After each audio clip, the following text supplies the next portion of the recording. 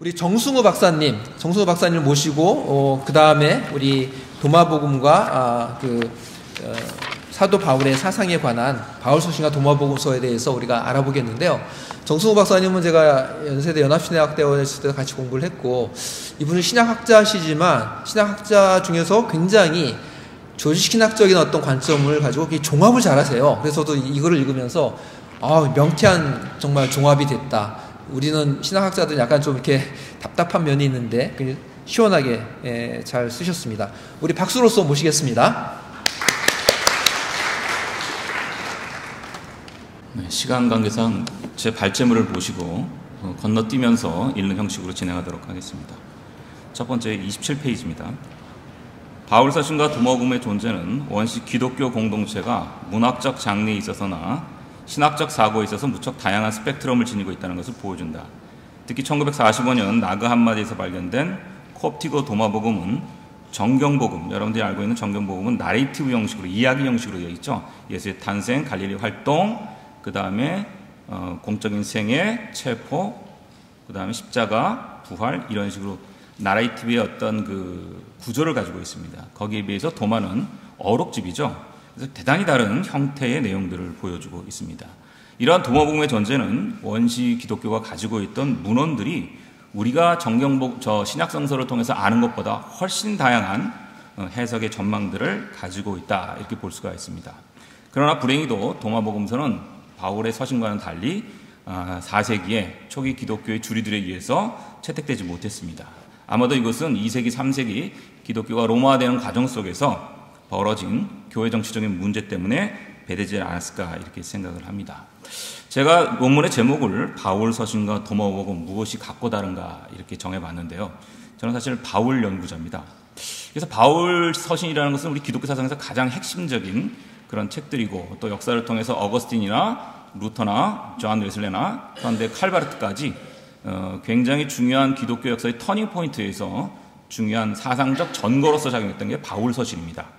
그런데 이 바울 서신이 2세기의 영지주의자한테 각광을 받은 서신이라는 겁니다.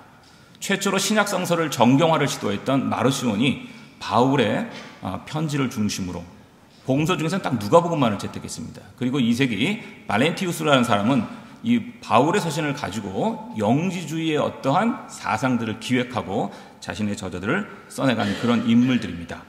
그래서 왜 이렇게 영지주의들이 바울의 편지들을 좋아했을까? 그런 점들을 좀 생각하면서 제가 한번 쭉 사실 뭐 특별한 내용은 없습니다. 굉장히 상식적인 내용들을 그냥 정리해서 이제 도마복음을 처음 시작하는 의미에서 제가 이제 그렇게 정리를 했습니다. 처음에 제가 서원은 그냥 건너뛰시고요, 읽어보시면 될 것 같고, 도마복음과 바울의 결정적인 차이가 뭘까요? 장르적 차이죠. 바울은 편지, 도마는 어록집이라는 양식을 취하고 있습니다. 여러분, 문학도 그렇지만 하나의 양식이 변해갈 때는 그 변화를 일으킨 시대적인 환경들이 있습니다. 바울의 편지들은 50년 초기에 거의 다 쓰여집니다. 그것들은 초기 기독교 운동들이 이제 그레코 로만 세계로 퍼져나가면서 교회들, 에클레시아를 설립하고 그것들을 관리하고 기독교 사상들을 만들어가는 와중 속에서 쓰여진 것이 바울의 편지들입니다. 그래서 바울의 편지들을 읽어보시면 대단히 구체적이죠. 그래서 바울의 편지를 이해하기 위한 첫 번째 키포인트는 뭐냐면 그 교회에 어떤 문제가 벌어졌는가를 이해하는 것이 굉장히 중요합니다. 그래서 바울의 편지들은 대단히 상황적입니다. 루터는 바울의 편지들, 갈라디아서, 로마서를 하나의 신학사상으로 이해했지만 그건 루터적인 관점일 뿐이고요. 바울의 사상은 대단히 구체적이고 실제적입니다. 그래서 바울의 편지를 보면 앞부분에 자신의 복음에 막 변증하다가 뒷부분은 이제 교회에 해당되는 윤리 문제로 돌아갑니다. 왜 바울이 편지를 택했을까요? 50년대 과연 원시 기독교에 어떤 일이 벌어졌기 때문에 바울은 편지라는 양식을 채택했을까요? 자, 도마는 그럼 왜 어록집이라는 형식을 취했을까요? 사실 구약성서에 보면 잠언이라든지 전도서 같은 경우도 일종의 어록집입니다. 그래서 이것을 주시, 위즈덤, 리터리처, 유대, 지혜문학이다, 이렇게 얘기를 합니다. 도마복음도 이러한 전통을 계승하고 있다 저는 생각합니다. 그 얘기는 30페이지에 나와 있습니다. 도마는 이러한 예수의 어록들을 영지주의적으로 사실 도마가 영지주의적인가 하는 데 대해서 논란들이 많이 있습니다만은 영지적이다 이런 표현을 전 쓰겠습니다. 그래서 굉장히 예수의 어록들을 나름대로 독특하게 변주를 하면서 독특한 예수의 영지적 아포리즘을 변화시켰다 이렇게 저는 생각을 합니다. 우리 조 박사님 나오신 클레먼트 대학은 70년대 60년대부터 특히 이 큐 연구하고 영지주의 연구를 활발히 한 그런 유명한 대학입니다. 거기서 이제 좌장을 맡았던 라빈슨이라는 교수님이 계신데 이 양반이 큐나 도마복음을 일종의 로고이소폰이라는 장르다 이렇게 말씀하셨습니다. 로고이소폰이라는 것은 현자들의 어록집이라는 겁니다. 그래서 당시에 뭐 소크라테스라든지 유명한 그리스의 현자들의 어록들을 우리가 논어에 보면 공자님의 어록들을 제자들이 이렇게 모았잖아요. 그러한 전통이라고 볼 수가 있습니다. 1세기에 우리 기독교에서도 보면 원식 기독교에서도 이런 어록집이 존재하죠. 12사도의 어록을 수록한 디다케라는 책이 있습니다. 신약 성서에는 포함이 안 되어 있지만 신약 연구에는 굉장히 중요한 책이라고 볼 수 있죠. 그 다음에 이 파피아스의 어록집이라는 게 있습니다. 마가의 제자라고 일컬어지죠. 그래서 이 사람 어록집 보면 이제 그 베드로의 구전 전승을 마가가 듣고 복음서를 썼다. 로마에서 뭐 그렇게 나옵니다.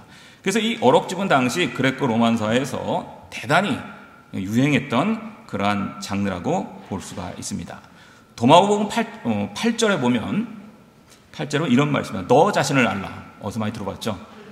어디서 들어봤죠? 이 델포이 신전에 있는 이야기입니다. 소크라테스가 한 얘기거든요.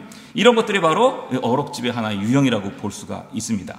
그래서 이 도마는 당시 그레코 로만사에서 유행하던 로고이소폰이라는 어록집을 활용해서 영지주의적인 예수의 말을 수록하고 있다 이렇게 볼 수가 있습니다. 자, 그렇다면 왜 도마복음서라는 책이 이런 어록집, 영지주의적 어록집이 탄생했을까? 그러한 탄생을 가능하게 했던 시대적인 상황은 무엇이었을까? 거기에 대해서 학자들의 좀 논란들이 있습니다. 31페이지 보면 독일의 타이센 교수, 하이델베르크에서 오래 가르쳤던 분이죠. 이분은 영지주의의 배경을 받은 로마 배후에는 2세기 유대 기독교 분파들이 있었다라고 주장을 합니다. 왜냐하면 도마복음 12절에 보면 야고보를 의인이라 칭하고 그의 지도력을 인정하고 있습니다. 그래서 타이센은 도마복음 같은 영지주의적 복음서의 등장을 당시 2세기 로마 제국의 정치 사회적 환경과 연결시켜서 이해하고 있습니다. 그래서 타이센은 2세기의 이 도마복음 같은 기독교 영지주의의 문헌은 바로 로마 제국의 기독교 박해와 긴밀하게 연결되어 있다 이렇게 주장을 합니다. 즉 순교라는 엄혹한 현실을 피하기 방식으로 인간 내면의 문제로 회귀했다 이런 것입니다. 그래서 이렇게 보면 우리가 이제 2세기, 3세기의 영지주의의 가장 큰 문제 중에 하나로 지적하는 것이 이제 가현설이죠. 도세티즘. 사실 이것도 이러한 로마의 박해라는 가혹한 역사를 영지주의적 신화로 해소하기 위한 하나의 방식일 수 있다. 이렇게 볼 수가 있습니다. 그래서 타이센은 도마복음 같은 이런 영지주의 문학의 등장을 로마의 박해라는 그런 문제와 연결시킵니다. 즉 박해라는 현실적 고난을 영적인 방식으로 우회할 수 있는 그런 신학적 합리화의 한 사례다. 이렇게 타이센은 이야기합니다. 거기에 비해서 프린스턴의 이 페이젤스 교수는 이분은 이런 도마문헌의 등장은 초기 초대교회의 제도화에 대한 반발이다. 그 반발로 등장했다. 이렇게 말씀합니다. 페이젤스에 따르면 영지에 대한 그노시스에 대한 강조는 이제 2세기부터 교회들이 이제 헤게모니를 놓고 다툼을 합니다. 2세기 보면 시리아의 안디옥 교회, 로마 교회, 알렉산드리아 교회, 지중해에 있는 교회들이 서로 이제 누가 큰형님이냐 이런 다툼을 시작하죠. 그래서 로만 카톨릭이라는 뜻은 로마가 보편적이다 하는 그러한 이야기입니다. 그래서 이러한 다툼 과정에서 이러한 로마의 어떤 서열, 하이라키를 이제 교회가 내면하기 시작합니다. 제도화라고 얘기를 하죠. 그 과정에서 거기에 대한 어떤 반발로서 이러한 도마복음 같은 영지주의 문서들이 등장했다. 뭐 이렇게 이야기를 하기도 합니다. 그러나 이런 한두 가지 요인으로 도마복음의 등장을 다 설명할 수는 없을 것 같습니다. 좀 더 섬세한 연구가 진행되어야 되지 않을까 저는 그렇게 생각을 합니다. 33페이지에 보시면요. 신학적 차이입니다. 바울 서신과 도마복음의 신학적 차이는 무엇일까? 읽어보신 분들은 다 알겠지만 가장 큰 차이는 예수에 관한 이해라고 볼 수가 있습니다. 바울은 예수에 관한 피스티스, 믿음을 강조하죠. 그래서 여러분들 잘 아시는 칭의론, 믿음으로만 의롭게 된다 이렇게 얘기를 하는데, 그러나 도마는 예수를 신앙의 대상으로 대상화하지 않습니다. 믿음이 중요한 것이 아니라 예수처럼 우리도 영지를 깨닫는 것, 이것이 굉장히 중요하다 이렇게 얘기를 하죠. 특히 도마복음서는 종말론적인 구절들이 거의 없습니다. 바울은 대단히 종말론적 모습들을 데살로니가 전서 같은 거 보면 예수의 파루시아, 재림에 대해서 굉장히 이야기를 하고 있죠. 그래서 바울은 일종의 유대적 묵시 사상가라고 볼 수가 있습니다. 그런데 도마는 이러한 종말론 사상으로부터 벗어나 있다 이렇게 보여질 수가 있습니다. 그리고 도마복음서는 이 안과 밖, 위와 아래, 여성과 남성 이러한 모든 이분법적 생각들을 극복하자라고 이렇게 가르치고 있습니다.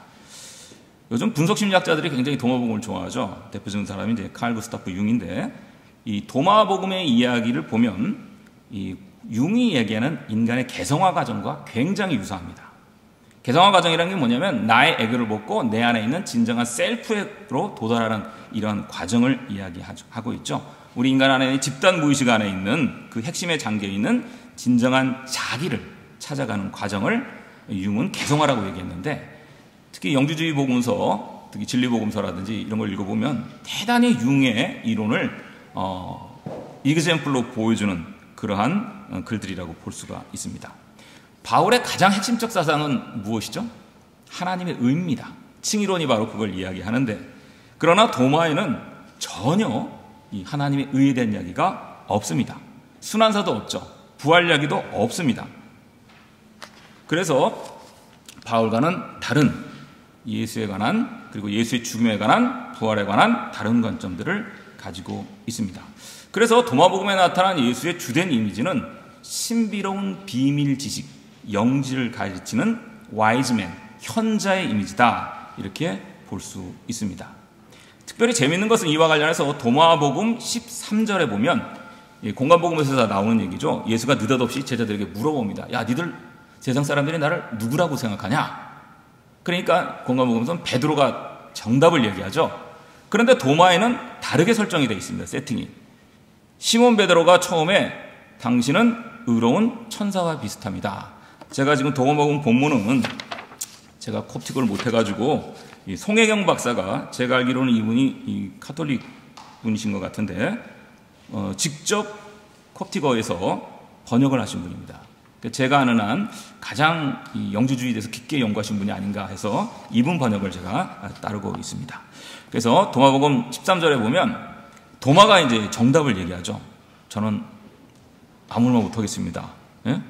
도저히 말 못하겠습니다. 그랬더니 예수가 도마의 그 무권을 인정하죠. 예, 그런 이야기입니다. 그래서 공간복음하고는 전혀 다르죠. 베드로는 예수는 살아있는 그리스도시오 이렇게 얘기해 교리적인 얘기를 주저리주저리 하는데, 도마는 전혀 그런 얘기를 하지 않습니다. 그냥 침묵할 뿐이죠. 그래서 저는 이 13절을 읽으면서 일종의 공간복음에 관한 도마의 영적인 오마주가 아닐까 이렇게 생각을 해봤습니다. 그래서 도마는 이 말씀을 통해서 공간복음, 정경복음서의 예수 이해를 교정하려고 시도하는 것 같습니다. 즉 베드로의 우월성을 제거하게 하고 숭배의 대상으로서의 예수의 이미지를 해체하고 있다. 저는 그렇게 생각을 합니다. 예수는 믿음의 대상이 아니라, 그리스도가 아니라 신비한 물을 마시고 영적 깨달음에 도달한 현자다 이런 얘기죠. 그래서 너희도 깨달으면 나와 동일하게 될 수 있다 하는 그러한 얘기입니다. 여기서 신비한 물이라는 것은 요한복음 4장에 등장하는 사마리아 여인과의 대화죠. 거기에 언급되고 있는 영생하도록 솟아나는 샘물과 유사한 개념이라고 볼 수가 있습니다. 정확히 뭔지는 저도 잘 모르겠습니다. 사실 이 요한복음과 도마복음의 상관성에 대해서는 굉장히 흥미로운 관점들이 많이 있습니다. 앞으로 차후에 연구과제라고 볼 수가 있는데, 나그 한마디에서 발견된 제8천과 9천에 관한 대화에 보면 이 물을 이렇게 이야기합니다. 나는 모든 권력을 뛰어넘는 권력의 기원을 발견하였는데 그것은 시작이 없는 것이다. 나는 생명으로 끓어넘치는 물을 본다. 나는 마음이다. 나는 보았다. 인간의 언어로는 이것을 드러낼 수가 없다. 이렇게 이야기를 합니다. 그래서 하나의 영적 깨달음을 상징하는 메타포 정도로 끓어오르는 샘물을 이해하면 될 것 같습니다. 자, 그 다음에 36페이지로 넘어가시죠. 그래서 예수의 정체에 관한 이야기는 도마복음 13절과 그 다음에 도마복음 61절에 살로메의 이야기에서 살로메와의 대화 속에서 우리가 간접적으로 도마가 과연 예수를 어떻게 생각했는가를 암시받을 수 있습니다. 이 살로메는 여성이죠. 여성이 예수와 대화를 하는 장면입니다. 한번 읽어보시고요. 이 부분은 공간복음에 등장하는 것과 매우 유사합니다. 공간복음은 이 대화를 종말론적인 맥락에서 위치시키고 있는데 이 도마 61절에는 어떠한 종말론적 뉘앙스도 풍기지 않고 이 구절을 영지주의적으로 채색을 합니다. 이 살로메가 예수님을 하나이신 분에서 나오신 분입니다. 이렇게 이야기합니다. 그러자 예수는 그녀의 말에 동의하면서 자신을 이렇게 소개하죠. 나는 나누임이 없으신 분에게서 나오니다. 여기서 나눔이 없는 분이라는 의미는 평등하다는 그런 의미입니다. 평등한 분이라는 뜻이죠. 흥미로운 것은 이 대화가 바로 살로메의 식탁, 테이블 펠로우십을 배경으로 세팅이 되어 있다는 것입니다. 여러분 잘 아시다시피 원시 기독교 그룹들은 인종과 성과 신분의 차별 없이 하나님의 평등한 자의식을 가지고 주의 만찬을 함께 나눴습니다. 그래서 사도 바울은 갈라디아서 3장 28절에서 이렇게 선포하죠. 유대인이나 헬라인이나 종이나 자유인이나 남자나 여자나 다 그리스도 안에서 하나다. 이 때문에 바울은 안디옥에서 이방인에 대해서 무조건 환대 식탁 공동체를 운영했습니다. 이것 때문에 이제 베드로하고 논쟁이 벌어지는 이야기가 등장을 하죠. 살로메는 예수가 모든 분열과 대립을 극복한 하나의 근원에서 오신 분으로 이해합니다. 그래서 도마복음에 따르면 예수는 이 세상의 모든 분별과 차별의 향연, 제가 의도적으로 심포지움이라고 표현했는데요. 이 향연을 하나님의 평등한 식탁교제로 변화시키는 존재다. 이렇게 이해하고 있는 것 같습니다. 자, 그러면 이 바울 서신과 도마복음의 유사성과 공통점이 무엇일까요? 저는 세 가지로 봤습니다. 간단하게 요약하면 바울과 도마는 예수의 초기의 로기온, 예수의 말씀들을 공유하고 있습니다. 사실 바울의 편지를 쓱 7개의 친필 서신을 읽어보면 예수에 관한 얘기가 거의 없는 것 같이 보여집니다. 예수가 무슨 산상설교를 했다, 예수가 비유로 말했다, 하나님의 나라를 얘기했다, 하나도 없죠. 그래서 학자들은 바울이 예수에 대해서 침묵하고 있다, 역사적 예수를 모른다, 극단적으로 이렇게 말씀을 하시는데 저는 거기에 동의하지 않습니다. 왜냐하면 바울은 복음서를 쓴 게 아니라 편지를 썼죠. 그것도 구체적인 문제가 발생하는 교회들의 문제들을 해결하기 위해서 편지를 썼어요. 굉장히 상황적인 겁니다. 그렇기 때문에 복음서처럼 예수의 이야기를 구구절절 말할 필요가 없었죠. 이미 바울과 자신이 편지를 보내는 교회 사이에는 예수에 관한 기본적인 인포메이션이 공유되어 있습니다. 그것들은 거기에 관한 논문들은 굉장히 많이 있으니까 제 각주에 한번 참조해 보시기 바랍니다. 큐도 35% 이상 도마는 큐와 예수의 로기온을 공유하고 있습니다. 그래서 바울과 도마는 기본적인 예수의 로기온들을 공유하고 있다. 이것이 첫 번째 유사성입니다. 그 다음에 사상적인 친근성도 여러 군데 확인할 수가 있습니다. 우리 조 박사님이 책에 보면 아주 잘 논문을 쓰셨으니까 한번 읽어보시고요. 예를 들어서 고린도전서 2장에 보면 이 도마에 등장하는 단어들이 자주 나옵니다.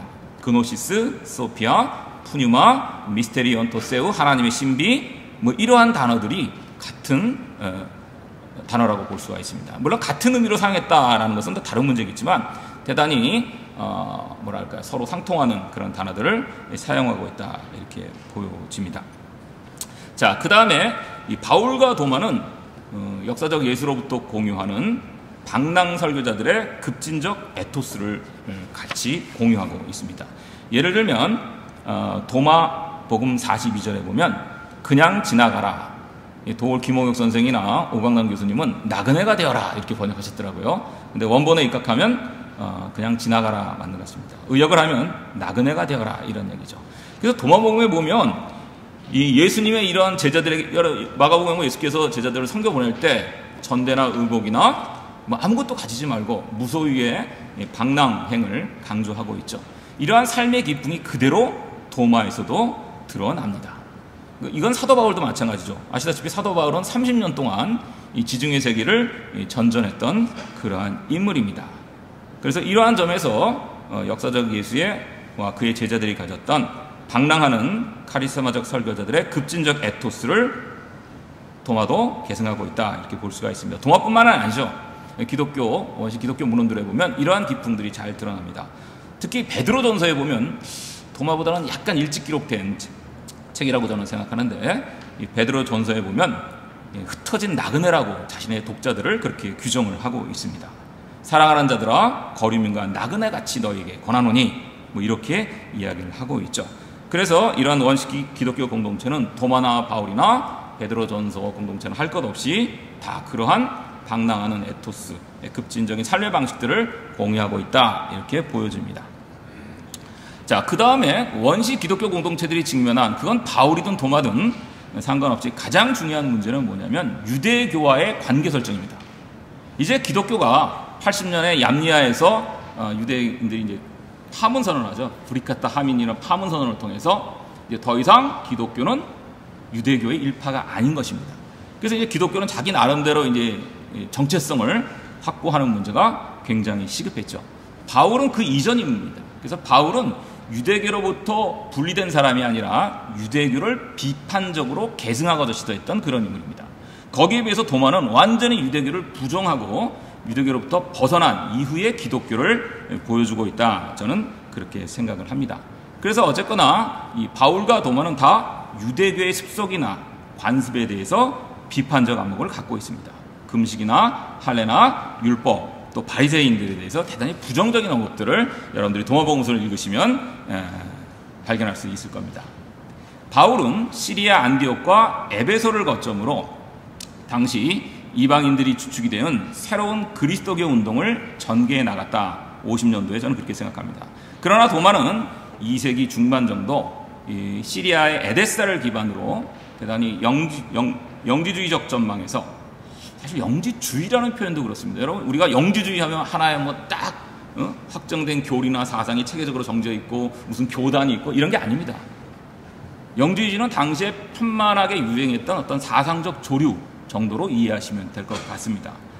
그래서 바울이 활동할 시대에는 그렇게 확립된 영지주의가 있었다고 보는 건 조금 시대착오적 해석이 아닐까 저는 개인적으로 그렇게 생각을 합니다. 어쨌거나 도마는 2세기 중반부터 에데사를 중심으로 이러한 영지적 전망에서 예수의 말씀들을 새롭게 재구성했던 것이 아닌가 저는 개인적으로 그렇게 생각을 합니다.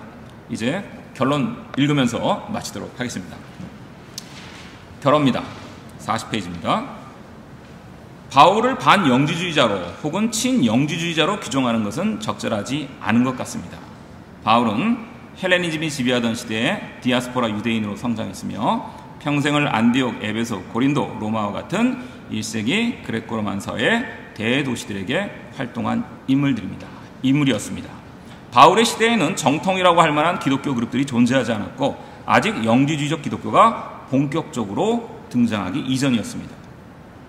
바울 서신들은 많은 부분에서 도마복음과 유사한 사상적 접점들이 존재합니다. 우리가 앞서 살펴본 대로 영지적 우주관과 예수의 급진적인 윤리적 에토스 그리고 유대교에 대한 비판적 관점 등과 같은 유사성을 공유합니다. 그러나 바울과 도마에 있어서 현저한 차이점도 분명 존재합니다. 바울은 유대적 유산을 새롭게 변주하며 이방 환경에 적응하려는 1세기 중반 원시 그리스도 운동의 한 사례를 보여줍니다. 그러나 바울은 믿음을 강조함으로써 자기 안의 디비니티, 신성을 축소시켰습니다. 그가 그리스도라는 대상을 향한 믿음을 강조하였다면 도마는 자기 안의 신성을 깨달으라고 이야기합니다. 비록 바울도 그노시스를 말하고 있지만 도마가 사용하는 의미와는 현저히 다른 것 같습니다. 바울은 그리스도에 대한 믿음을 통해서 하나님의 의에 이룰 수 있다고 이야기합니다. 이에 반해 도마는 참된 지식을 아는 것이 중요하다고 합니다. 도마에게 있어 예수는 깨달음의 모델일 뿐 믿음의 대상이 아닙니다. 그러나 바울은 도마와 달리 예수의 어록보다 십자가와 부활 사건이 지닌 보편적 의미에 초점을 맞춥니다. 바울은 예수의 십자가 사건이 지닌 성량적 의미를 강조합니다. 그러나 도마에서는 십자가 신학이 발견되지 않습니다. 이러한 도마의 탈역사적 태도는 자칫 십자가 사건이 지닌 역사적 함의를 망신시킬 위험성이 존재합니다. 기독교 신앙의 핵심은 역사의 한복판에서 고난받고 처형당한 갈릴리 목수의 억울함을 하나님이 신원하셨다는 것을 증언하는 것입니다. 이게 바로 캐리그마죠. 도마에는 캐리그마가 없습니다. 또한 도마복음은 자기 희생에 관한 실천적 윤리가 부재합니다. 이 때문에 도마복음은 정경복음서와 함께 상호 보완적인 전망에서 이해하는 것이 필요하다고 저는 생각합니다. 정경복음서도 4권이 아닙니까? 예수를 바라보는 전망이 굉장히 다릅니다. 어떤 면에선 다양한 예수의 관점들을 보여준다. 그런 관점에서 도마도 마찬가지라고 볼 수가 있습니다. 그래서 상호 보완적으로 도마와 공간복음서를 함께 보는 것이 중요하다. 저는 그렇게 생각을 합니다. 도마복음을 이단이라는 시대착오적 관점에서 이해해서는 안 됩니다. 도마복음은 이단과 정통이라는 기준이 생기기 이전에 형성된 원시 기독교의 중요한 문헌입니다. 도마복음의 존재는 큐와 같은 어록집이 존재했을 개연성을 높여주었으며 정경복음서와 같은 설화복음서 이외에도 다양한 장르의 복음서가 존재했다는 것을 보여줍니다. 또한 도마복음은 믿음을 강조한 바울식 기독교와는 다른 방식으로 구원에 이르는 길을 보여줍니다. 즉 자기 안에 하나님의 나라가 현재 구족되어 있다는 사실을 깨닫는 것입니다. 도마의 가르침은 바깥에서 안으로 들어와 인간 영혼을 이해하려는 자연과학과는 정반대로 존재의 심층에 있는 진정한 자기를 발견하고자 했던 인간 정신의 놀라운 한 사례라고 할 수가 있습니다. 이 때문에 도마의 예수는 다음과 같이 말했던 것입니다. 너희 안에 있는 것을 내놓는다면 너희가 가진 그것이 너희를 구원할 것이다. 너희 안에 그것이 없다면 너희 안에 없는 그것이 너희를 죽일 것이다. 70절에 이렇게 이야기를 하고 있죠. 이러한 도마의 가르침은 마치 동학의 해월 최시영 선생이 기존의 종교를 향벽서리, 제단을 설치해놓고 대상화하고 절한다 그런 얘기죠. 이것이 아니라 개벽의 시대에는 향하서리, 내 안에 구족되어 있는 신성을 깨닫고 내 안에 하나님을 모시는 그런 것과 대단히 유사하다. 저는 그렇게 생각을 합니다. 도마복음은 외형적인 종교 제도와 교리보다는 자유로운 영성을 추구하는 현대인들의 종교심에 부합합니다. 그래서 아마도 여러분들이 이렇게 많이 오신 것 같습니다. 한편 도마는 제도적 종교와는 달리 영적 무지와 진정한 자의 깨달음을 강조한다는 점에서 선불교와 접점을 지닙니다. 그래서 저는 도마복음을 기독교의 불교의 그 선사들의 공안이나 화두를 담은 벽암록, 무문관과 같은 그러한 기독교적인 벽암록이라고 저는 개인적으로 생각을 합니다. 그리고 도마복음은 현대 심층심리학과 매우 잘 어울립니다. 진정한 자아의 발견을 주장한 융이 진리복음서에서 자신의 이론적 신뢰를 발견한 것은 우연이 아닐 것입니다. 이처럼 도마복음은 잊혀진 다채로운 기독교의 기원을 보여주는 소중한 역사적인 문헌인 동시에 새로운 기독교의 패러다임을 꿈꾸는 모든 사람들에게 열려진 텍스트라고 할 수 있을 것입니다. 감사합니다.